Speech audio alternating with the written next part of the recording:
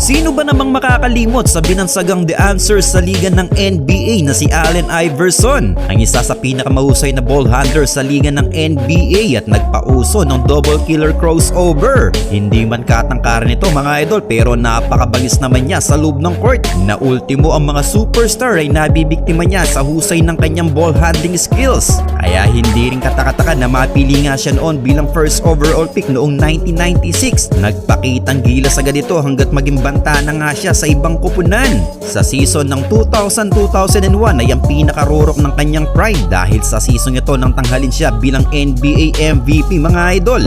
Binitbit niya noon ang kupunan ng 76ers patungong NBA Finals para kaharapin ang pader na kupunan noon ng Los Angeles Lakers. Sa Game 1 pa lang nang kumamada nga ito ng 48 points na nangyari pa nga dito ang iconic moment na ito nang hakbangan niya itong si Tyronn Lue. Well, hindi man siya nakaranas na magkampiyon sa kanyang karera ay pinatunayan naman niya na isa siya sa mga respetadong NBA player sa kasaysayan. Ang kanyang naging impluensya sa liga ng NBA ay magpasa hanggang ngayon ay may bakas pa rin mga idol. Kaya naman hindi siya pwedeng mawala sa mga Hall of Fame dahil taong 2016 nang itanghal siya bilang Hall of Famer sa NBA. Well, kayo mga idol, ano ang masasabi nyo sa naging karera ni Allen Iverson na binansagang The Answer sa liga ng NBA?